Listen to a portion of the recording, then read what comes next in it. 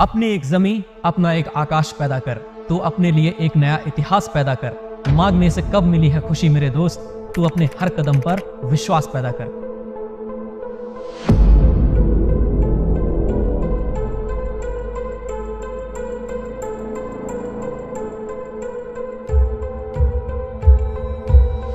जब इरादा कर ही लिया है जीतने का, तो हारने की फिक्र कैसी। जब सीखने का जुनून सिर पे सवार हो, तो एकलव्य जैसे शिष्य गुरु द्रोण की प्रतिमा को गुरु मानकर इतिहास बदल देते हैं। परंतु इस युग में आपकी उंगलियों पर है पूरी टेक्नोलॉजी, तो सीखने से कैसा डर। चलिए करते हैं आपके इस स्टैटिक जीके के डर को दूर। स्वागत है आप सभी का हमारी राज्य दर्शन सीरीज में, जिसकी शुरुआत होगी 23 अक्टूबर से। प्रतिदिन सुबह 7 बजे और केवल एक वीडियो से एक राज्य का पूरा स्टैटिक जीके कवर करेंगे।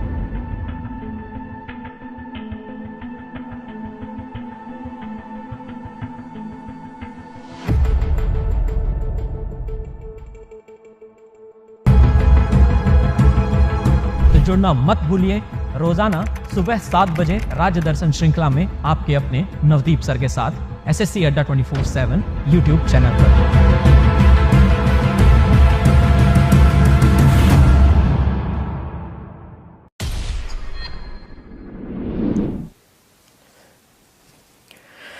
नमस्कार दोस्तों, स्वागत है आप सभी का एक बार फिर से नवदीप सर के साथ इस राज्य दर्शन सीरीज में। दोस्तों, आज हम चर्चा करने वाले हैं उस भूमि की जिस भूमि में पले बढ़े सम्राट चंद्रगुप्त मौर्य, जिस भूमि में पले बढ़े सम्राट अशोक, जिस भूमि की चक्रवर्ती सम्राट अशोक ने पूजा की और चक्रवर्ती सम्राट अशोक ने जिस पावन भूमि से शासन किया। हम बात करने वाले हैं भगवान महावीर स्वामी की, हम बात करने वाले हैं भगवान महात्मा बुद्ध की, और जहां पर इन दोनों को आत्मज्ञान की प्राप्ति हुई हो, हम उस पावन धरा को एक बार प्रणाम करते हैं और आज बिहार की चर्चा करते हैं।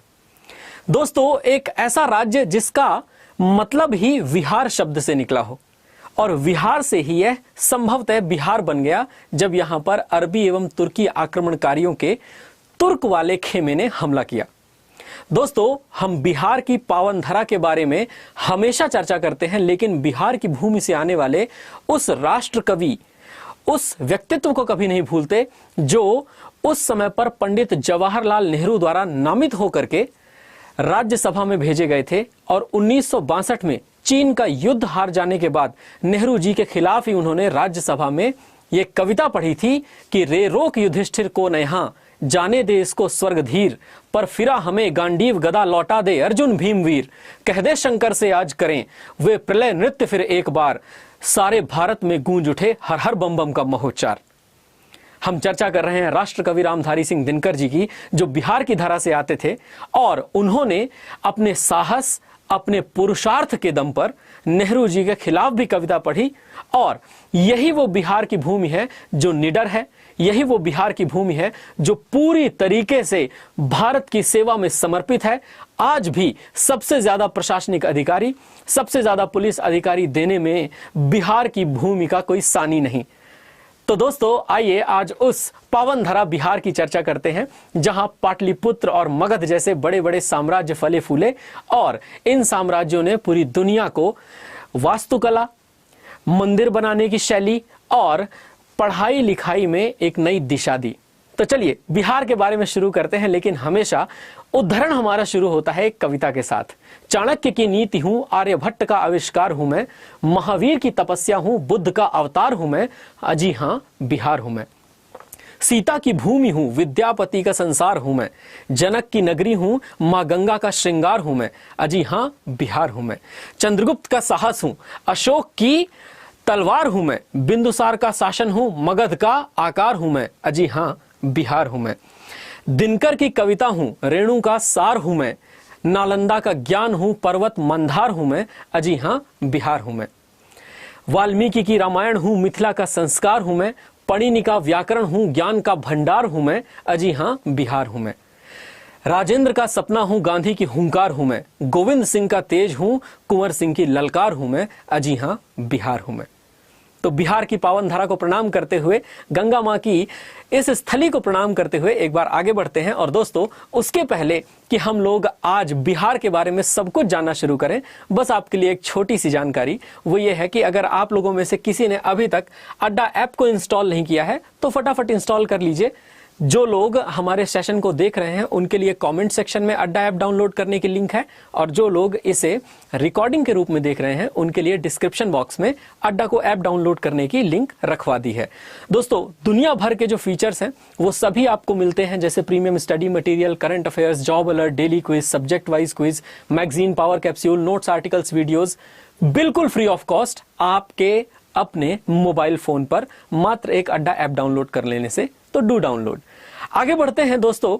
अब बिहार की चर्चा अगर हम करना शुरू ही कर चुके हैं तो बिहार के अंतर्राष्ट्रीय बॉर्डर को भी और बिहार के जो हमारे अन्य राज्यों के साथ बॉर्डर लगते हैं उनको भी डिस्कस करते हैं। दोस्तों, आप पाएंगे कि यदि हम अपने बिहार की चर्चा करें तो हमारे बिहार के उत्तरी क्षेत्र में तो नेपाल है, और नेपाल एक अंतर्राष्ट्रीय बॉर्डर बनाता है। फिर अगर बिहार के पश्चिमी क्षेत्र की चर्चा करें तो यहां उत्तर प्रदेश है, और बिहार का यह जो पश्चिम क्षेत्र है, इस पश्चिम क्षेत्र में बोली जाती है भोजपुरी। अगर बिहार के दक्षिणी क्षेत्र की चर्चा करें तो आप पाएंगे कि यहां झारखंड है, और यह जो झारखंड राज्य है यह बिहार से ही टूट करके सन 2000 में अलग हुआ था।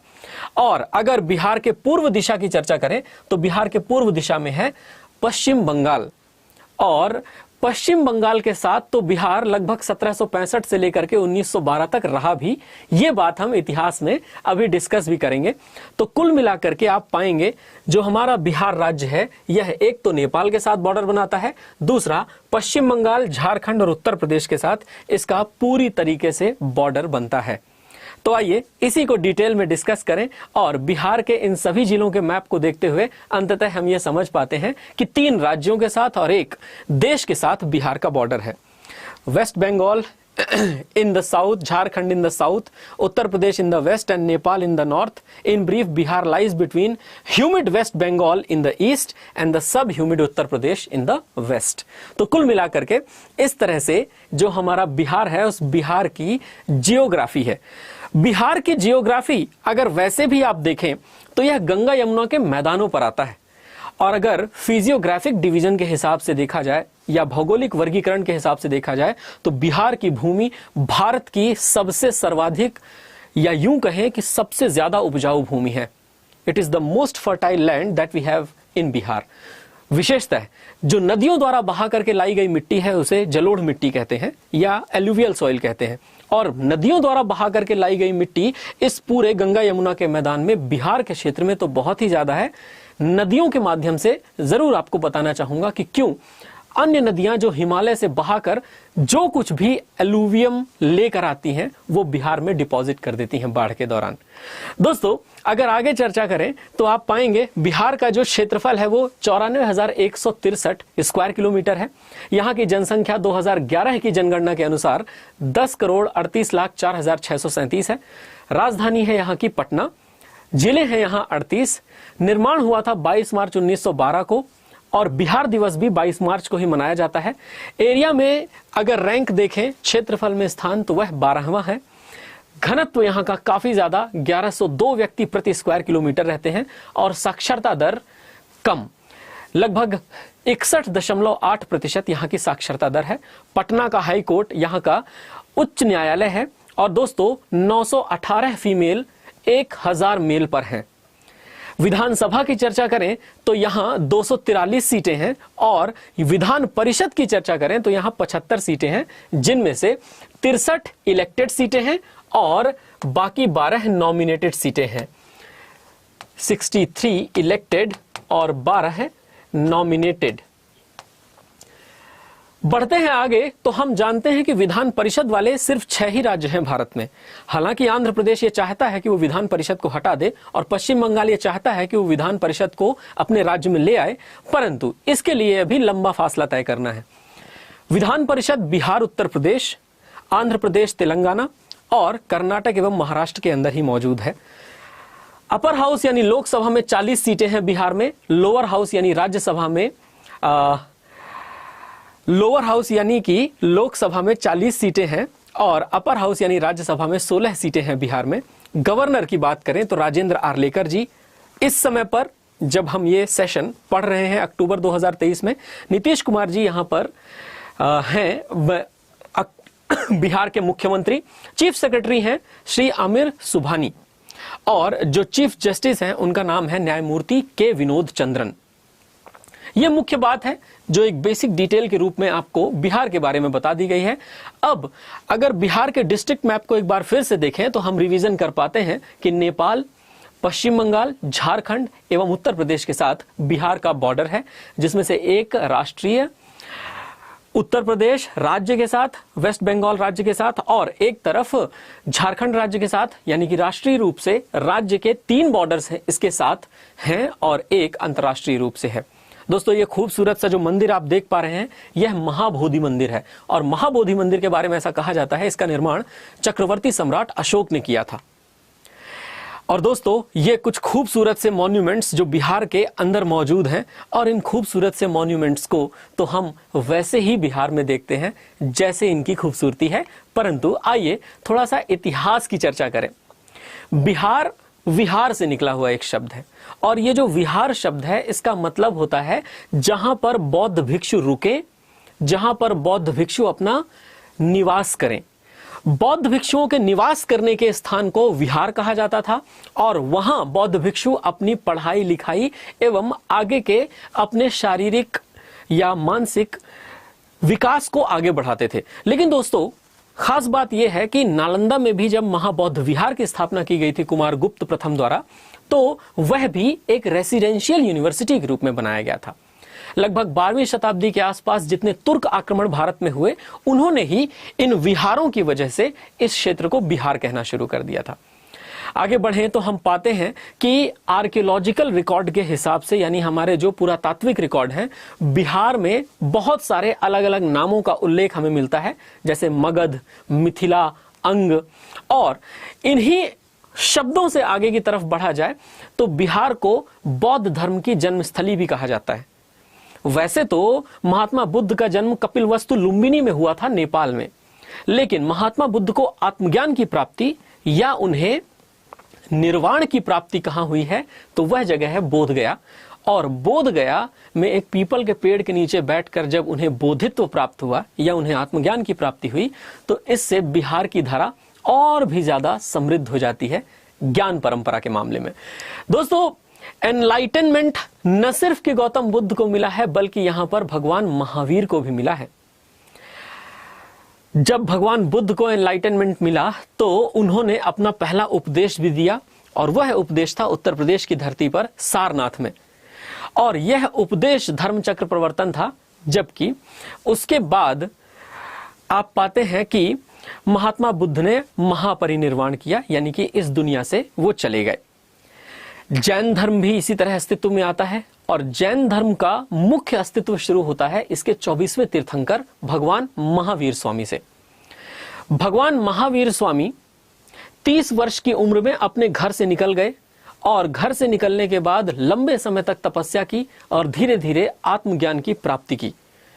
आत्मज्ञान की प्राप्ति निर्ग्रंथों के माध्यम से इन्हें हुई थी।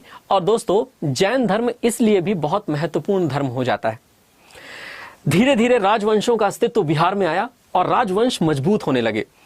मोनार्की सिस्टम या राजवंश की खास बात यह है कि मोनार्की सिस्टम में एक राजा हेड होता था और उस राजा के नीचे बाकी सारी की सारी प्रजा उसकी पालना के अंतर्गत आती थी, यानी राजा ही भगवान की प्रतिछाया है, ऐसा कंसेप्ट निकल करके आया राजतंत्रों के उदय से, मोनार्की सिस्टम के आने से। और मोनार्की सिस्टम जैसे जैसे धीरे धीरे भारत में बढ़ता गया वैसे वैसे राजाओं के विसार की या राजाओं के अपने एरिया एक्सपेंशन की चाहत भी बढ़ती गई और राजाओं ने एरिया को बहुत एक्सपेंड किया। उनमें से ही एक मगध के राजा का नाम हम पढ़ते हैं, नंद वंश के राजा महापद्म का। दोस्तों बिंबिसार ने तो सबसे पहले हर्यंक वंश की स्थापना की 544 ईस्वी पूर्व के आसपास। फिर अजातशत्रु और उदयन दो प्रोमिनेंट रूलर हुए हर्यंक वंश में। और उदयन के बारे में तो यह भी कहा जाता है कि पाटलिपुत्र शहर की स्थापना गंगा और सोन नदी के संगम पर उदयन ने ही की थी। जो कि बाद में मगध की राजधानी बनी। मगध की पहली राजधानी हुआ करती थी राजगीर, जिसे गिरिव्रज या राजगृह के नाम से भी जाना जाता था। हर्यंक राजवंश के बाद शिशुनाग राजवंश और नंद राजवंशों ने शासन किया, और नंद राजवंश में महापद्मनंद नाम का व्यक्ति, जिसे उग्रसेन कहा जाता है या सर्वक्षत्रांतक, उसने अपनी शक्ति का लोहा सभी से मनवाया। नंद राजवंश को अंततः मौर्य राजवंश हटा देता है, और यहीं पर एक महान व्यक्तित्व का डिस्कशन आता है जिनका नाम है चाणक्य, विष्णुगुप्त या कौटिल्य। मौर्य साम्राज्य में बौद्ध धर्म धीरे धीरे आगे की तरफ बढ़ा। सम्राट अशोक ने बौद्ध संगीतियों को आयोजित किया, और ये तीसरी बौद्ध संगीति के बाद सम्राट अशोक ने स्वयं से ही बौद्ध धर्म को खूब फैलाया। दोस्तों, गुप्त साम्राज्य के दौरान मगध लगभग अपने पूरे स्वर्णिम काल में पहुंचा, और गुप्त साम्राज्य के दौरान यदि लिटरेचर का विकास देखें तो बहुत अलग लेवल पर हुआ है। मंदिरों का, निर्माण कला का, स्थापत्य कला का जो विकास है वो बहुत बड़े स्तर पर हुआ है। यही कारण है कि गुप्त काल को भारतीय इतिहास का स्वर्णिम युग कहा जाता है। गुप्ता एम्पायर के उस समय पर रूल करने की वजह से हमारे इंडिया के अंदर कल्चर बहुत ज्यादा प्रमोट हुआ, और हमारे भारत का जो कल्चर था उस कल्चर ने अंततः पूरे विश्व पर एक छाप छोड़ी। आप देख सकते हैं कि गुप्त वंश के दौरान जारी कराए हुए सिक्कों में स्वयं को ही घोड़े पर बिठाकर तलवार पकड़ करके एक योद्धा के रूप में दर्शाया है चंद्रगुप्त प्रथम ने।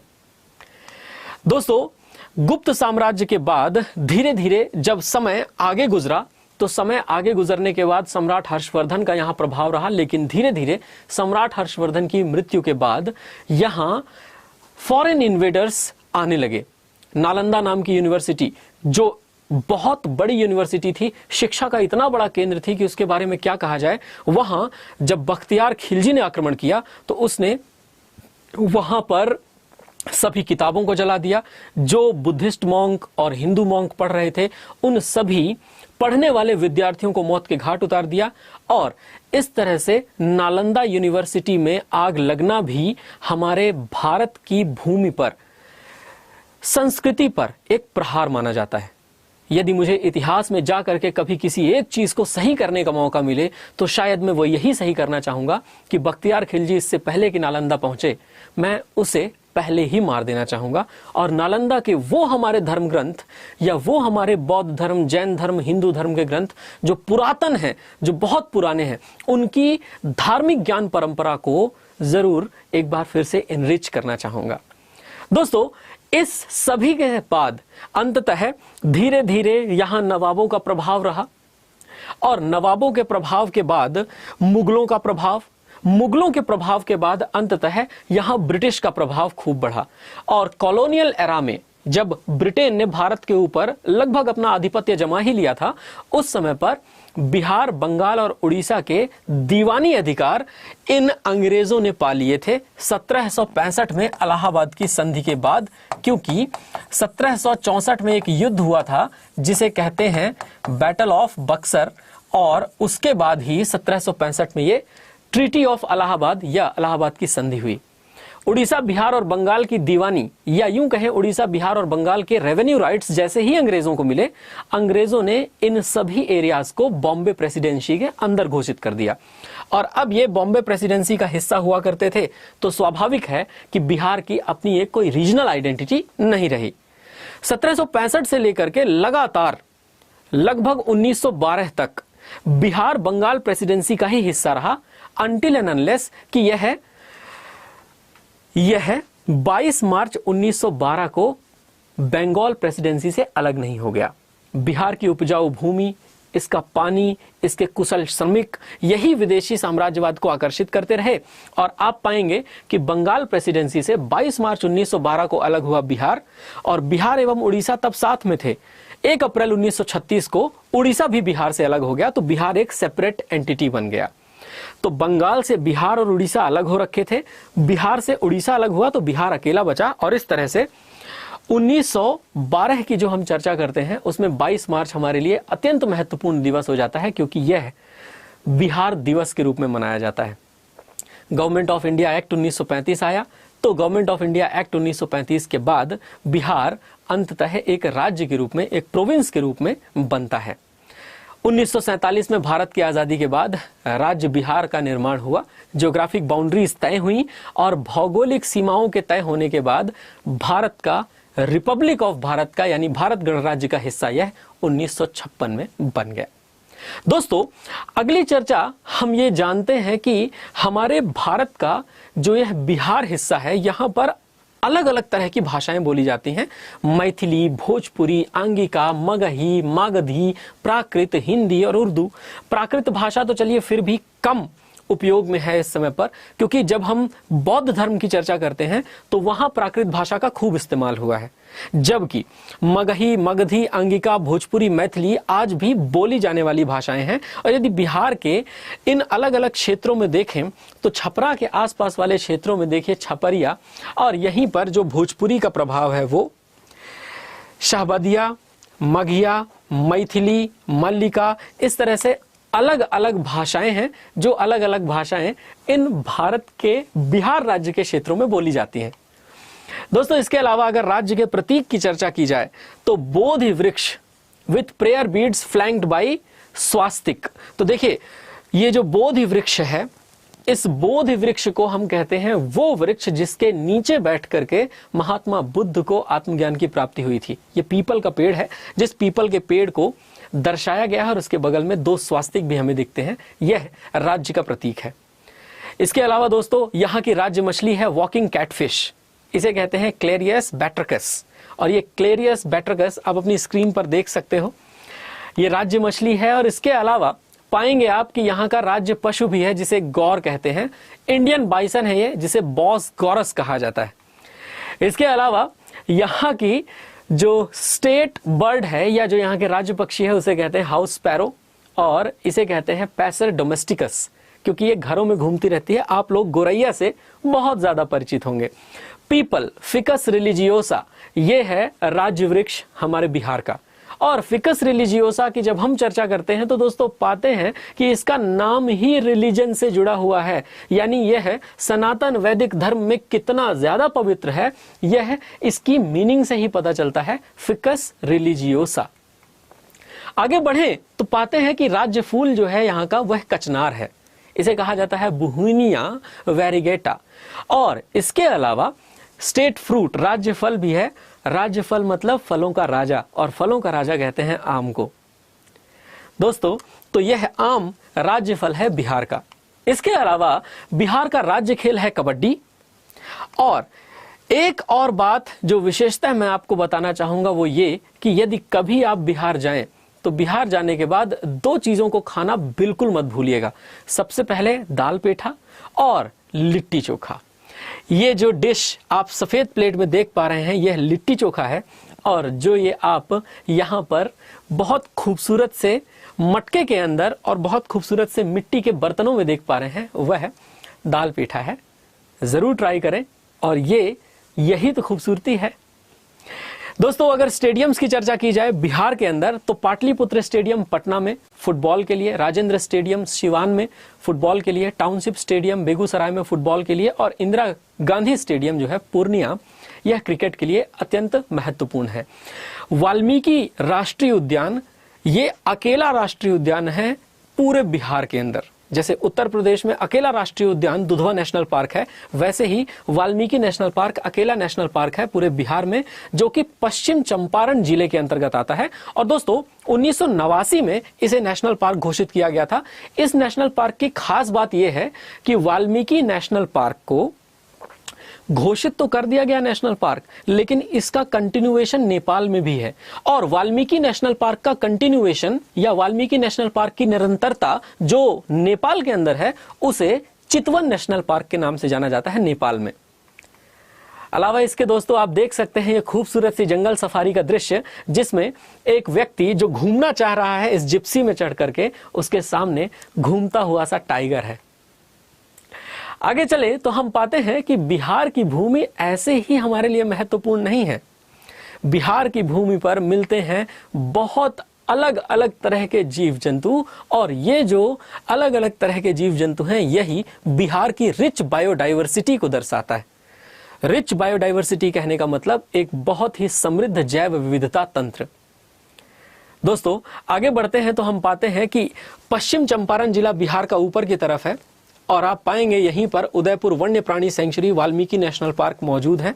दरभंगा, कुकुश्वर, वैशाली, बेगूसराय, भीम बांध, विक्रमशिला गंगाटिक डॉल्फिन सेंचुरी और दोस्तों भारत के नेशनल एक्वेटिक एनिमल की चर्चा की जाए यानी राष्ट्रीय जलीय पशु की चर्चा की जाए तो वो है गंगा नदी की डॉल्फिन। और गंगा नदी की डॉल्फिन का विक्रमशिला गंगाटिक डॉल्फिन ये सेंचुरी कहां पर मौजूद है तो दोस्तों याद रखिएगा भागलपुर में। तो भागलपुर में डॉल्फिन सेंचुरी भी है, गंगा नदी की ही चर्चा कर रहे हैं। बाकी कटिहार जिले में गोगाबिल और उसके अलावा इन सभी की हम अभी एक चर्चा जरूर करेंगे जिसमें वाइल्ड लाइफ सेंचुरीज को लेकर के आएंगे। दोस्तों अनुपम झील कैमूर जिले में, कंवर झील बेगूसराय जिले में और यह अकेला रामसर स्थल भी है कंवर झील। हालांकि अभी बिहार ने प्रपोज किया है कि 4 और नए स्थलों को रामसर स्थल घोषित किया जाए, परंतु जैसे ही कंफर्मेशन आएगा आप करंट अफेयर्स में उसे पढ़ने को पाएंगे। अलावा इसके कुशेश्वर स्थान झील दरभंगा में और सिमरी बख्तियारपुर झील सहरसा में, ये प्रमुख झीलें हैं जो बिहार राज्य में स्थित हैं। घोघा झील कटिहार जिले में, सूरजकुंड झील वैशाली जिले में, घोड़ा कटोरा झील राजगीर जिले में खूबसूरत सी झील है जो कि पहाड़ियों से घिरी हुई और इसकी फोटो जरूर मैं आपको दिखाऊंगा। एवं इसके अलावा मुचलिंडा झील बोध गया के अंदर मौजूद है। दोस्तों कुछ खूबसूरत सी झीलों की अगर चर्चा करें तो ये वेटलैंड जो आप देख पा रहे हैं ये कंवर ताल है और ये कंवर ताल या कंवर लेक बेगूसराय में स्थित है। खूबसूरत सा ये, और इसके अलावा कैसे भूल सकते हैं यह खूबसूरत सी मूर्ति, जिस खूबसूरत सी मूर्ति के बगल में बहुत सारी खूबसूरत पहाड़ियां मौजूद हैं और यह दृश्य है राजगीर की पहाड़ियों से घोड़ा कटोरा झील। दोस्तों इसका नाम ही घोड़ा कटोरा है और इसकी खूबसूरती तो देखते ही बनती है जो कि आप अपनी स्क्रीन पर देख ही पा रहे हैं। फोक डांस या लोक नृत्य यहां पर कौन कौन से किए जाते हैं तो देखें, याद रखें, झिझिया, जट जटिन, झुमरी, सोहर खिलौना, ये सभी डांसेस अत्यंत महत्वपूर्ण है। ये जो बिहार का एक जट जटिन डांस है वो भी आप देख पा रहे हैं लोग किस तरह से एक स्थानीय वेशभूषा में करते हैं। इसके अलावा सोहर खिलौना भी एक डांस है जो बिहार का अत्यंत महत्वपूर्ण डांस है। और फोक डांसेस में ही समा चकेवा, पाइका, विदेशिया और कजरी डांस ये अत्यंत महत्वपूर्ण डांस की लिस्ट में आते हैं। ये विदेशिया डांस को भी देखेंगे तो बड़ा ही अलग तरह का अलग किस्म का डांस किया जाता है हमारे कहीं और नहीं, सिर्फ और सिर्फ बिहार में। एयरपोर्ट्स की चर्चा की जाए तो गया का इंटरनेशनल एयरपोर्ट गया में और जयप्रकाश नारायण इंटरनेशनल एयरपोर्ट पटना में। जयप्रकाश नारायण जी समाजवाद के बहुत बड़े नेता थे और इन्हीं के बारे में रामधारी सिंह दिनकर जी ने कहा था कि सिंहासन खाली करो कि जनता आती है। अंत में रामधारी सिंह दिनकर जी की जरूर कुछ पंक्तियां आपको सुनाऊंगा ताकि आपके अंदर ऊर्जा का संचार उसी तरह हो जिस तरह रामधारी सिंह दिनकर हमेशा राष्ट्रीय आंदोलनकर्ताओं के जरा से निराश होने पर अपनी कविताओं के माध्यम से उनके अंदर फूंक करके संचार कर दिया करते थे। दोस्तों यहां ध्यान दें, करमनासा, उसके अलावा फाल्गु, उसके अलावा पुनपुन, कोसी, सोन, महानंदा, कमला, बागमती, बूढ़ी गंडक, गंडक, घाघरा, सरयू, ये सब अलग अलग झीलें हैं। बूढ़ी गंडक नदी पर एक कबर ताल भी है जो कि एक ऑक्सबो लेक के रूप में मौजूद है। और दोस्तों आप पाएंगे कि ये बागमती नदी, बूढ़ी गंडक नदी, घाघरा तो आकर के मिल ही रही है बिहार में गंगा नदी से, पुनपुन नदी, सोन नदी, फाल्गु नदी, करमनासा नदी, गंगा नदी तो है ही जो कि मुख्य नदी है और बिहार को बीचों बीच चीरते हुए बहती है। इस पर आकर के कमला नदी, कोसी नदी, महानंदा नदी आकर मिलती हैं। और दोस्तों यह इसीलिए बिहार की जमीन को और ज्यादा फर्टाइल बनाती हैं। बिहार में पानी की कमी नहीं है और वैसे भी इतनी सारी नदियां हैं ना कि हिमालय में कहीं भी बारिश हो बाढ़ हमेशा बिहार में आएगी। तो कई बार आप सोचते होंगे ना कि बिहार में ही इतनी बाढ़ क्यों आती है, उसके पीछे कारण बड़ा सिंपल है। दोस्तों अगर बांधों की चर्चा की जाए तो अजान बांध 1989 में बना अजान नदी पर, बिलासी डैम जो है 2001 में बना बिलासी नदी पर, जॉब डैम जॉब नदी पर, कैलाश घाटी डैम जमुई पर गंगा नदी में मौजूद है। दोस्तों गंगा के बेसिन में ही ये सारे बांध हैं। मान मुंगेर जिसमें खड़गपुर झील बांध, कोहिरा बाबुआ पर गंगा नदी के बेसिन में। इसके अलावा कोलमहेड़े डैम नवादा में, नागी डैम, नागी गंगा। और त्योहारों की अगर चर्चा की जाए तो बिहार अपने आप में बड़ा रिच स्टेट है त्योहारों के मामले में, और त्योहारों के मामले में इतने खूबसूरती से सूर्य देव भी खुश हैं क्योंकि आने वाला है छठ पूजा का त्योहार। दोस्तों, दीपावली के छठवें दिन सूर्य भगवान को अर्घ्य दिया जाता है जल का, और सूर्य भगवान को ये जो जल का अर्घ्य दिया जाता है, यह अपने आप में एक बहुत ही फेमस त्योहार है जो उत्तर प्रदेश के पूर्वांचल के जिलों में और बिहार में मनाया जाता है। इसके अलावा समा चकेवा की चर्चा की हमने, श्रावणी मेला की चर्चा की, सोनपुर के पशु मेला की चर्चा की, मकर संक्रांति की, पितृपक्ष मेला की, और ये बहुत ही फेमस त्योहार हैं। ये बहुत ही महत्वपूर्ण और कल्चरली बहुत अच्छे अच्छे त्योहार हैं। दोस्तों देखिए, राजगीर महोत्सव भी बिहार टूरिज्म द्वारा मनाया जाता है, और बिहार टूरिज्म की एक टैगलाइन भी है ना, ब्लिसफुल बिहार। चलिए, राजगीर महोत्सव है, बुद्ध जयंती है, राजगीर डांस है, बिहुला है, और उसके अलावा मधुश्रावणी, ये सभी के सभी जो त्योहार हैं यह बिहार की खूबसूरत पावन धरा पर मनाए जाते हैं।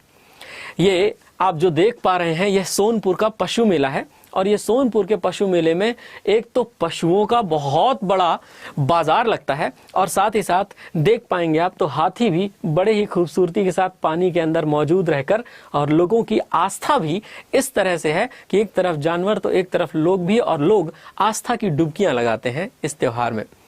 महात्मा बुद्ध की चर्चा क्या करें, बुद्धम शरणम गच्छामि, धम्मम शरणम गच्छामि, संघम शरणम गच्छामि। महात्मा बुद्ध की जो जयंती है, महात्मा बुद्ध की जयंती बहुत महत्वपूर्ण त्योहार है यह बिहार का। अब आते हैं थर्मल पावर प्लांट में, ताप विद्युत संयंत्र में, और ताप विद्युत संयंत्रों की चर्चा अगर करें तो बरौनी का, उसके अलावा बारसूपर का, बक्सर का और कहलगांव का ये थर्मल पावर स्टेशन है। कांती, नबीनगर और नबीनगर का सुपर थर्मल पावर प्रोजेक्ट और थर्मल पावर प्रोजेक्ट, ये सभी ताप विद्युत संयंत्रों के अंतर्गत आते हैं, और ये सभी के सभी बिहार के अंदर ही मौजूद हैं। दोस्तों, बिहार हमारा है तो बड़ा ही खूबसूरत राज्य। अगर मेजर क्रॉप्स की चर्चा की जाए, कौन कौन सी फसलें बोई जाती हैं, तो देखिए दोस्तों, आजकल जब से लोगों की जनसंख्या बढ़ने के बाद से खेती का क्रम पलट सा गया है। जैसे जैसे लोगों की जनसंख्या बढ़ती है वैसे वैसे खेती में लोग उन अनाज को ज्यादा उगाना चाहते हैं जिन अनाज की खपत ज्यादा है। जैसे मसूर की खपत उतनी नहीं तो गेहूं, चावल, सरसों या अरहर की दाल उगाने पर ज्यादा फोकस किया जाएगा, मसूर की दाल उगाने पर कम।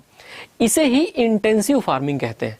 तो जब हमारे भारत की कृषि परंपरा कभी सबसिस्टेंस फार्मिंग या निर्वाह कृषि पर डिपेंड करती थी, आज वो धीरे धीरे शिफ्ट होकर के इंटेंसिव फार्मिंग की तरफ भी आ रही है।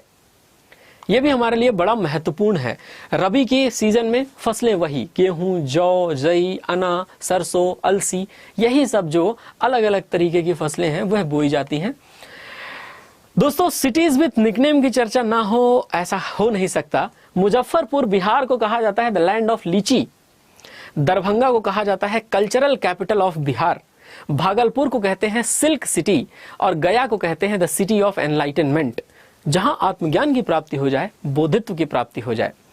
दोस्तों, पूर्णिया को कहा जाता है मिनी दार्जिलिंग, हाजीपुर को कहा जाता है बनाना सिटी यानी केले का शहर, और बेगूसराय को कहा जाता है industrial capital of Bihar. Solar power plant की चर्चा करें तो floating solar power plant Darbhanga में सेटअप हुआ है, और टाटा सोलर पावर प्लांट भी पटना में मौजूद है। यह सेटअप हैं और जिन्हें और अच्छे तरीके से रन करने की बात हो रही है कि इनके उत्पादन शक्ति को बढ़ाया जाएगा। जितनी ज्यादा उत्पादन शक्ति उतना ही बेहतर हमारे पास नवीनीकृत ऊर्जा वाला विकल्प, क्योंकि अनवीनीकृत ऊर्जा से अब हमें नवीनीकृत ऊर्जा की तरफ जाना है। हमें कन्वेंशनल सोर्सेज से नॉन कन्वेंशनल की तरफ शिफ्ट करना है, और अगर हम नॉन रेन्यूएबल से रेन्यूएबल की तरफ शिफ्ट करने में सफल हुए तो हम दुनिया भर में कार्बन उत्सर्जन को बहुत कम कर पाएंगे, जो कि हमारे भारत ही नहीं पूरे विश्व के लिए ग्लोबल वार्मिंग जैसी समस्या बनाता है। मैंगनीज, चूना पत्थर, पायराइट जैसे मिनरल्स खूब निकाले जाते हैं बिहार से। और दोस्तों, यदि प्रसिद्ध मंदिरों की चर्चा की जाए तो महाबोधि मंदिर जो कि बोध गया का है, यह बहुत ही प्रसिद्ध मंदिर है। विष्णुपद मंदिर यह गया में स्थित है, मंगला गौरी मंदिर भी गया में, जल मंदिर राजगीर में, और मिथिला शक्तिपीठ यह दरभंगा में स्थित है। दोस्तों, महाबोधि मंदिर या महाबोधि टेम्पल की चर्चा करें तो यह देख पा रहे हो आप, माना जाता है कि यह सम्राट अशोक द्वारा बनाया गया मंदिर है। इसके अलावा ये खूबसूरत सा मंदिर विष्णुपद मंदिर है, यह गया में स्थित है। अलावा इसके मंगला गौरी मंदिर, खूबसूरत सा यह मंदिर है और यह मंदिर स्थित है हमारे बिहार के गया में। एवं इसके अलावा जल मंदिर है राजगीर में, जो कि यह अत्यंत खूबसूरत सा मंदिर है। और दोस्तों पटना में पटना साहिब भी है, जो कि बहुत महत्वपूर्ण मंदिर है, क्योंकि हम चर्चा के दौरान ये कहते हैं कि कौन से सिख गुरु हैं जिनका जन्म ही बिहार की धरती पर हुआ है। दोस्तों अगर मंदिरों की इस श्रृंखला को आगे बढ़ाया जाए तो हम मिथिला के शक्तिपीठ को बिल्कुल मिस नहीं कर सकते। यह जो आप मंदिर देख पा रहे हैं खूबसूरत सा, मिथिला के शक्तिपीठ में से एक है। दोस्तों ज्योग्राफिकल इंडिकेशन टैग की चर्चा की जाए, भौगोलिक संकेतक किन किन चीजों को मिला है। सबसे पहले मधुबनी की पेंटिंग्स, ये जो आप खूबसूरत सी पेंटिंग देख पा रहे हो ये मधुबनी की पेंटिंग है और इनको जीआई टैग मिला हुआ है। उसके अलावा एप्लिक, बिहार का जो खटवा पैच वर्क है उसको भी मिला हुआ है GI tag. Sujani embroidery work जो बिहार हैंडीक्राफ्ट है उसको भी मिला हुआ है जीआई टैग। इसके अलावा भागलपुर का सिल्क, उसको भी जीआई का टैग मिला हुआ है। सिक्की ग्रास प्रोडक्ट, उसको भी जीआई टैग। और खटवा पैच वर्क जो है लोगो, उसको भी जीआई टैग मिला हुआ है। दोस्तों इसके अलावा आप पाएंगे कि कतरनी जो राइस है, कतरनी चावल है, उसे भी, मगही पान को भी, शाही लीची को भी और सिलाओ खाजा को भी। खाजा जो है वो खाने वाली एक चीज है और दोस्तों खाजा को भी मिला हुआ है ज्योग्राफिकल इंडिकेशन टैग। एक ही रामसर स्थल है और ये जो एक ही रामसर स्थल है इसकी चर्चा मैंने ऑलरेडी की थी और मैंने बताया था कि यह कंवर झील एक ही रामसर स्थल के रूप में मौजूद है बिहार के अंदर। दोस्तों अगर वाइल्ड लाइफ सेंचुरीज की चर्चा करें तो जैसा कि मैप में ही समझा था हमने, बरेला झील सलीम अली पक्षी अभ्यारण्य, भीम बांध वन्यजीव अभ्यारण्य, और इनकी लोकेशन भी मैंने लिखी है। सलीम अली पक्षी अभ्यारण्य कहाँ मौजूद है तो दोस्तों वैशाली में। भीम बांध कहाँ है? मुंगेर में। गौतम बुद्ध वन्यजीव अभ्यारण्य गया में और कैमूर वन्यजीव अभ्यारण्य कैमूर और रोहतास में मौजूद है।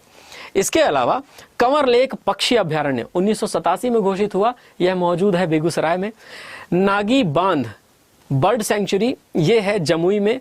नकटी डैम बर्ड सेंचुरी भी जमुई में और पंत वाइल्ड लाइफ सेंचुरी जो है यह राजगीर और नालंदा दोनों में फैली हुई है। संजय गांधी बायोलॉजिकल पार्क, देखिए संजय गांधी डुबरी नेशनल पार्क हमने मध्य प्रदेश की चर्चा की थी, संजय गांधी बोरीवली नेशनल पार्क हमने चर्चा की थी महाराष्ट्र की, और यहाँ संजय गांधी बायोलॉजिकल पार्क है जो पटना में मौजूद है।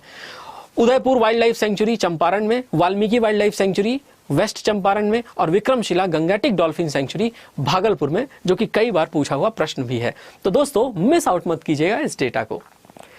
2 यूनेस्को के विश्व धरोहर स्थल भी हैं जो कि शामिल हैं यूनेस्को की वर्ल्ड हेरिटेज साइट्स में।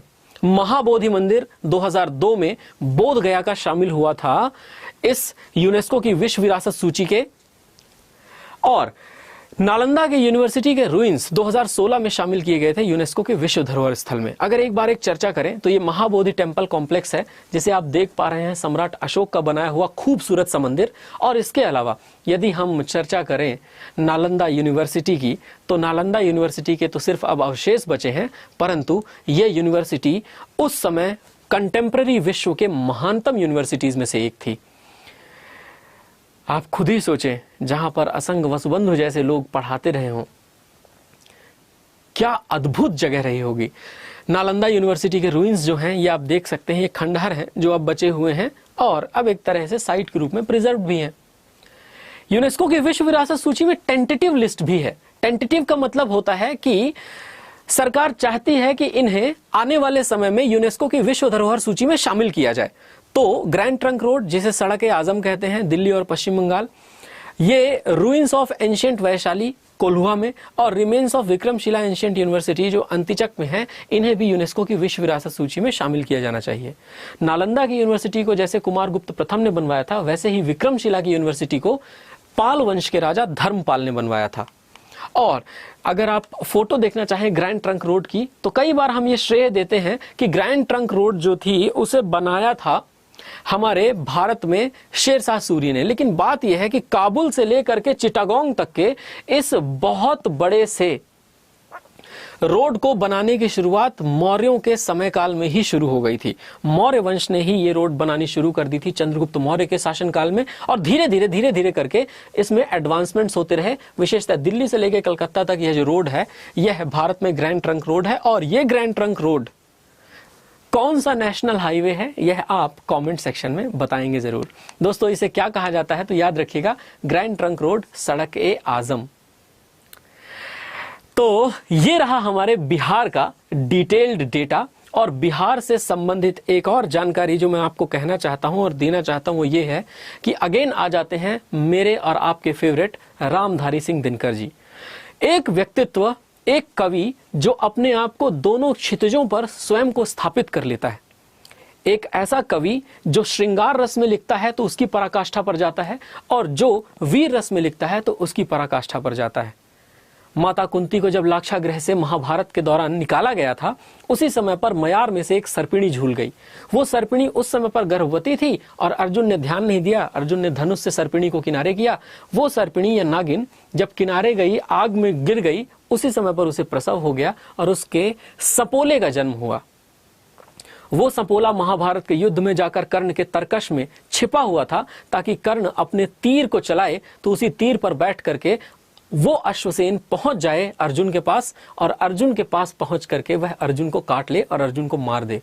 इस प्रसंग को कितने बेहतरीन तरीके से हमारे और आपके रामधारी सिंह दिनकर जी कहते हैं कि चल रहा महाभारत का रण, जल रहा धरित्री का सुहाग, फटकुरुक क्षेत्र में खेल रही नरके भीतल की कुटिल आग, बाजियों गजों की लोथों में घिर रहे मनुज के छिन्न अंग, बह रहा चतुष्पद और द्विपद का रुधिर मिश्र हो एक संग, गत्वर गहरे ये सुधर भूधर से लिए रक्त रंजित शरीर, थे जूझ रहे कौंतेय कर्ण, क्षण क्षण करके गर्जन गंभीर। दोनों रणकुशल, दोनों धनुर्धर नर, दोनों संबल, दोनों समर्थ, दोनों पर दोनों की हो रही थी विशिक व्यष्टि व्यर्थ। इतने में ज्यों ही कर्ण ने खींचा अपना तरकश निशंग, तरकश में से फुंकार उठा कोई प्रचंड विषधर भुजंग, कहता कि कर्ण मैं अश्वसेन विश्रित भुजंगों का स्वामी हूं, जन्म से पार्थ का शत्रु तेरा बहुविध हितकामी हूं, बस एक बार कर कृपा मुझे उस पार शरव्य तक जाने दे, उस महाशत्रु को अभी तुरंत स्यंदन में मुझे सुलाने दे, कर वमन गरल जीवन भर का संचित प्रतिशोध उतारूंगा, तू मुझे सहारा दे बढ़कर मैं अभी पार्थ को मारूंगा। तो कर्ण हंसकर कहता है कि राधे जरा हंसकर बोला, रे कुटिल बात क्या कहता है, नर का समस्त साधन जय का अपनी बाहों में रहता है, जीवन भर जो निष्ठा पाली उससे आचरण विरुद्ध करूं, सर्पों की सहायता ले मैं मनुज से युद्ध करूं, तेरी सहायता से जय तो मैं अनायास पा जाऊंगा, पर आने वाली मानवता को मैं क्या मुख दिखलाऊंगा। दोस्तों, ये वही रामधारी सिंह दिनकर हैं जो जब श्रृंगार रस लिखते हैं तो उर्वशी नाम के एक अप्सरा को राजा पूर्वा के साथ प्रेम में पड़ा हुआ पाते हैं, तो राजा पूर्वा अपने आप को संभाल नहीं पाते। जो त्रैलोक्य में सबसे मजबूत राजा हैं, जो धरती, आकाश और पाताल में सबसे ज्यादा शक्तिशाली हैं, सबसे ज्यादा पराक्रमी हैं, वो एक स्त्री के आगे किस तरह से हार जाते हैं, ऐसा श्रृंगार का वर्णन आपको रामधारी सिंह दिनकर द्वारा ही मिलेगा, और ये बिहार की धरा में ही मिल सकता है। सिंधु सा उद्दाम अपरंपार मेरा बल कहाँ है, हो रहा जिस शक्ति का सर्वत्र जय जयकार, उस अटल संकल्प का संबल कहाँ है, मेरी बाह में मारुत गण गजराज का बल है। उर्वशी अपने समय का सूर्य हूं मैं, मर्त्य मानव की विजय का तूर्य हूं मैं, अंधतम के भाल तक पावक जलाता हूं, बादलों के शीश तक स्यंदन चलाता हूं, किंतु न जाने बात क्या है, इंद्र का आयुध पुरुष जो झेल सकता है, सिंह से बाहें मिलाकर खेल सकता है, पुष्प के आगे वही असहाय हो जाता, शक्ति के होते हुए निरुपाय हो जाता, बिद्ध हो जाता सहज बंकिम नयन के बाण से, जीत लेती रूपसी नारी जिसे मुस्कान से। मैं तुम्हारे बाण का बीधा हुआ खग, वक्ष पर धर शीश मरना चाहता हूँ, मैं तुम्हारे हाथ का लीला कमल हूँ, प्राण के सर में उतरना चाहता हूँ, मैं तुम्हारे रक्त के कण में समाकर प्रार्थना के गीत गाना चाहता हूँ। ऐसी कविताएं लिखने का यदि किसी व्यक्तित्व के अंदर बेहतरीन साहस है तो वो कोई और नहीं, रामधारी सिंह दिनकर ही हैं। दोस्तों, आप सभी को बस इतना कहना चाहता हूं कि अगर आप लोग तैयारी कर रहे हैं किसी भी एग्जामिनेशन की, CGL, CHSL, MTS, GD, CPO, selection post stenographer, तो बस आप पूरे अड्डा 24/7 पर एक ही कोड का यूज करें और आपको मिलेगा मैक्सिमम डिस्काउंट, और वो कोड है Y263। 2000 घंटे की रिकॉर्डेड लाइव क्लास और लाइव प्लस रिकॉर्डेड दोनों ही, 4000 से ज्यादा test series, doubt classes, hand written notes और 1000 से ज्यादा ई बुक्स आपको अकेले इस महापैक में मिलते हैं। यूज करेंगे कोड Y263 तो मैक्सिमम डिस्काउंट मिलेगा आपको 78% का। आपके लिए प्रश्न छोड़े जाता हूं कि बिहार का प्रथम प्राचीन विश्वविद्यालय कौन सा है। दोस्तों बहुत बहुत धन्यवाद इस सेशन को इतना प्यार देने के लिए।